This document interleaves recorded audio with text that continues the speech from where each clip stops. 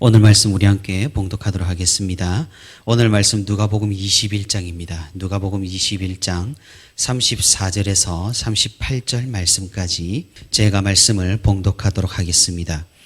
너희는 스스로 조심하라. 그렇지 않으면 방탕함과 술취함과 생활의 염려로 마음이 둔하여지고 뜻밖의 그날이 덫과 같이 너희에게 임하리라.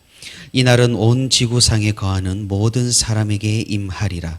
이러므로 너희는 장차 올 이 모든 일을 능히 피하고 인자 앞에 서도록 항상 기도하며 깨어 있으라 하시니라. 예수께서 낮에는 성전에서 가르치시고 밤에는 나가 감난원이라 하는 산에서 쉬시니 모든 백성이 그 말씀을 들으려고 이른 아침에 성전에 나아가더라. 아멘. 오늘도 주님과 함께 거닐기 위해 이렇게 새벽 기도의 시간에 나온 우리 모든 성도 여러분 진심으로 환영하고 또 축복합니다. 오늘 말씀을 듣는 가운데 또 기도 제목을 가지고 기도하는 가운데 하나님의 크신 위로와 은혜가 충만히 있는 그런 우리 모든 성도들이 되기를 주님의 이름으로 소망합니다. 오늘 우리가 읽은 하나님의 말씀은 예수님께서 하신 종말에 대한 교훈 중에 이제 마지막 권면입니다.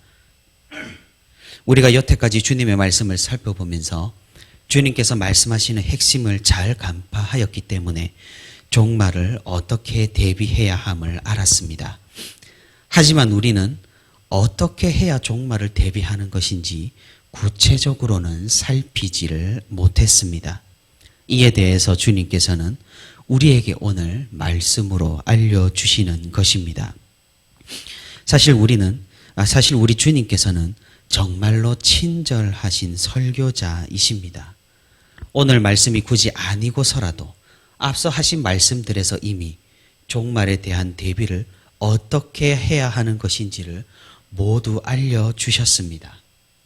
하지만 사람마다 그 느끼는 정도가 다르고 또 교훈을 이해하는 정도가 다르다는 사실을 또한 주님께서는 잘 알고 계셨습니다. 그래서 오늘 말씀으로 우리가 이해하기 쉽도록 구체적으로 결론과 그 적용을 알려주시는 것입니다. 가장 먼저 예수님께서 우리에게 알려주시는 종말을 대비함은 무엇입니까? 그것은 34절에 나와 있듯이 항상 깨어있어 언제 올지 모르는 종말에 대해 관심을 가지는 것입니다. 초대교회 성도들은 예수님께서 정말 금방 재림하실 줄을 알았습니다. 그래서 그 누구보다 그 어느 시대보다 뜨거운 믿음과 신앙을 가졌었습니다.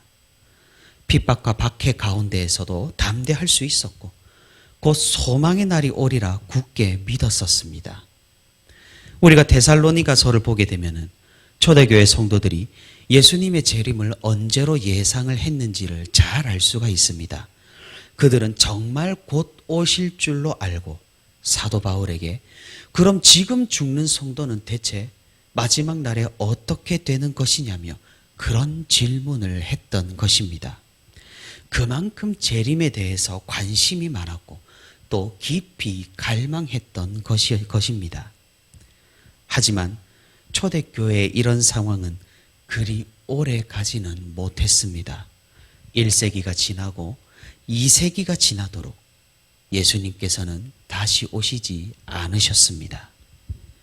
자연스럽게도 너무나 당연하게도 성도들의 관심이 서서히 줄어들기 시작했습니다. 재림을 의심하는 사람들도 생겨났습니다. 예수님께서 오늘 하신 말씀같이 조심하지 않는 일들이 일어나기 시작한 것입니다. 예수님께서 승천하신 지 어느덧 2000년이란 시간이 지났습니다. 너무나 긴 시간 동안 우리는 기다려왔습니다. 과연 우리가 계속해서 예수님의 재림을 더 기다릴 가치가 있는 것일까요? 현대에 들어와서는 이런 생각은 더욱 커져만 갔습니다. 기술과 과학이 발전함에 따라서 예수님의 재림에 대한 믿음은 더욱 옅어져만 갑니다.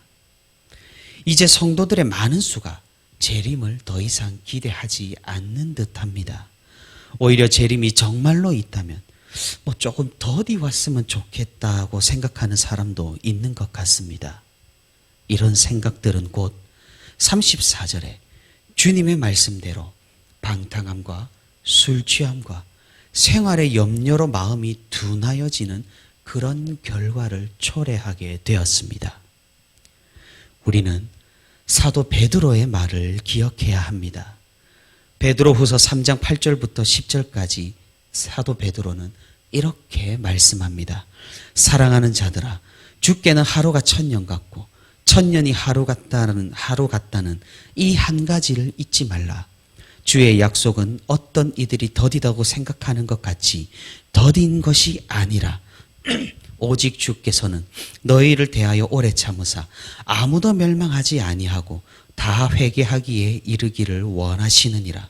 그러나 주의 날이 도둑같이 오리니 그날에는 하늘이 큰 소리로 떠나가고 물질이 뜨거운 불에 풀어지고 땅과 그 중에 있는 모든 일이 드러나리이로다. 주님께서 왜 이리 더디 오시는지 우리는 알질 못합니다. 다만 우리 입장에서는 더디 오시는 것처럼 보일지라도 하나님에게는 하루 같다라는 사실입니다. 우리는 피조된 존재이기 때문에 시간의 제약을 받습니다. 시간과 공간 가운데 종속된 채로 평생을 살아갈 수밖에 없는 존재입니다. 하지만 하나님은 어떠하신 분이십니까? 그분이 시간을 창조하시고 그분이 공간을 만드셨습니다. 그분에게 시간은 하나의 요소일 뿐 제약을 받는다거나 그것에 종속되지 않습니다.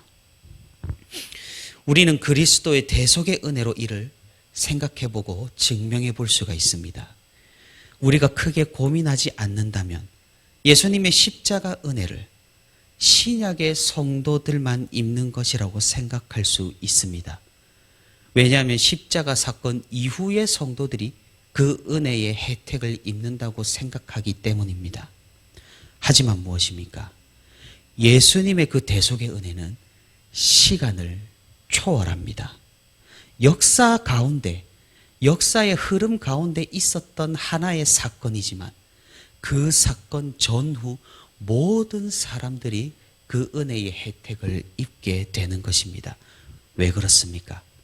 예수님은 하나님이시고 하나님이신 그분께서 이루신 순종이기 때문입니다. 그 은혜는 신약뿐만 아니라 구약의 모든 성도들에도 미치게 됩니다. 시간을 뛰어넘어 전 인류가 구원받기에 충분한 은혜가 바로 십자가의 은혜라는 사실이기 때문입니다. 그러니 무엇입니까? 주님께서는 반드시 오십니다. 주님께서는 다시 오십니다. 2000년이 지난 지금 그 믿음이 옅어졌으면 하나님의 책임이 아니라는 것입니다. 그것은 우리의 책임입니다. 주님께서는 이를 이미 아시고 정말 뜻밖의 날에 덫과 같이 그 날이 임한다고 34절에서 우리에게 스스로 조심하라고 일러주고 계시는 것입니다. 종말을 대비한다는 것이 무엇입니까? 그것은 주님께서 말씀하시는 바 항상 종말을 기억하고 주님의 재림을 되새기면서 우리 스스로 조심하여 언제 임할지 모르는 그날을 기다리는 것입니다. 다음으로 예수님께서는 종말을 대비하여 어떻게 살라고 말씀하고 계십니까? 36절에 말씀하십니다. 이러므로 너희는 장차 올 이 모든 일을 능히 피하고 인자 앞에 서도록 항상 기도하고 깨어있으라 하시니라. 그날은 심판의 날입니다. 스스로 조심하여 주님의 말씀에 귀 기울이고 그 말씀을 지킨 자들에게는 기쁨의 날이겠지만 방탕하고 술 취하고 생활의 염려로 마음이 둔하여진 사람들에게는 무서운 심판의 날입니다. 이 모든 일을 피하기 위해서 우리는 주님 앞에 엎드려야 한다고 말씀하고 있는 것입니다. 항상 기도하고 깨어있으라. 이 말씀은 정말로 주님께서 우리에게 그런 기도를 요구하신다거나 눈을 부릅뜨고 재림을 지켜보고 있으라는 말은 아닐 것입니다. 그럼 이 말이 무엇을 의미합니까? 주님께서는 앞서서서도 제자들을 가르치실 때 이 표현을 자주 사용하셨습니다. 이 표현의 의미는, 항상 기도하고 깨어 있으라는 이 표현의 의미는 악을 멀리하고 예수님을 따르며 순종하는 길을 자발적으로 추구하는 태도를 가지라고 말씀하는 것입니다. 여러분 생각해 보시길 바랍니다. 우리가 시간을 내어서 기도하는 것, 그리고 우리가 깨어 있어서 재림을 기대하는 것, 굉장히 능동적인 행동이고 굉장히 자발적인 행위입니다. 절대 될 대로 되라는 식의 수동적인 행위이거나 침묵하고 가만히 있는 삶이 아니라는 사실입니다. 재림을 준비하는 헌신하는 삶을 우리 주님께서는 우리에게 요구하고 계시는 것입니다. 무엇을 위해 헌신함입니까? 무엇을 위한 자발성입니까? 그것은 하나님의 나라입니다. 하나님의 나라가 이 땅 가운데 실현되는 것, 나를 통해, 우리 교회를 통해, 우리를 통해서 말입니다. 우리가 생각해 보면 얼마나 수동적인 삶을 살기가 쉽습니까? 지금에 만족하고 발전을 추구하지 않고 믿음도 신앙도 생활도 그냥 하던 대로 하는 그런 보수적인 삶은 우리가 의식하지 못하는 사이 신압으로 우리에게 찾아옵니다. 특별히 교회 생활에서 그런 스스로의 모습을 더욱 발견하기가 쉬운 것입니다. 힘들다, 어렵다, 안 된다. 순종하기가 참으로 어려운 그런 시대입니다. 우리는 깨달아야 합니다. 순종은 곧 고난입니다. 순종은 곧 고통입니다. 자발적인 행동, 능동적인 행동은 곧 어려움이고 힘듦입니다. 그런데 가만히 있다가 구원받는 사람은 없습니다. 주님을 따르는 그 고통의 길을 걷는 사람에게만 구원이 있다라는 사실입니다. 아마 고통이 심한 분도 있을 것입니다. 교회 생활이 견디기 어려운 분도 있을 것입니다. 하지만 우리가 기억할 수 있기를 바랍니다. 하나님의 놀라운 약속을 말입니다.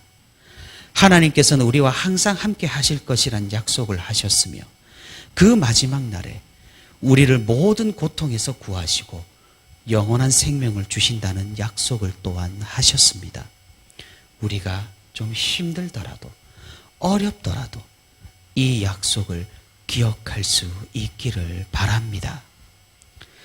고난을 일부러 받기 원하는 것은 아마도 비정상일 것입니다. 하지만 우리가 고난을 받음으로써 하나님의 나라가 확장이 되며 주님의 이름이 높아진다면 그 고난을 우리는 기꺼이 받을 수 있어야 하는 것입니다. 그것도 자발적으로 또 능동적으로 말입니다. 하지만 이 고통은, 이 고난은 영원하지는 않을 것입니다. 우리에겐 끝이 있습니다. 주님께서 다시 오시는 그날, 우리의 모든 눈물과 고통은 그칠 것이고 그날에 우리 성도들은 기쁨과 환희로 주님을 맞이하게 될 것입니다. 말씀을 맺도록 하겠습니다. 주님의 말씀과 같이 우리가 종말을 기대하며 항상 기도하고 항상 깨어 있기를 바랍니다. 2000년의 시간이 지났어도 주님의 약속은 여전히 유효하며 말씀의 진리는 여전히 유효합니다. 체감하면서 위기감을 가지기는 쉽지 않을 것입니다. 하지만 주님께 우리의 모든 것을 맡긴다면 우리의 생각과 우리의 태도와 우리의 마음까지도 주님께서는 바꾸어 주실 것이고 주님께서 만져주실 것이며 말씀의 진리로 우리를 변화시켜 주실 것입니다. 우리에게 믿을 것이 무엇이겠습니까? 주님밖에 없습니다. 예수 그리스도를 우리가 더욱 신뢰함으로 종말에 대한 대비를 더욱 잘하여서 하나님의 사명을 삶에서 충만히 감당하는 저와 우리 부천시민교회 모든 성도가 되기를 소망합니다.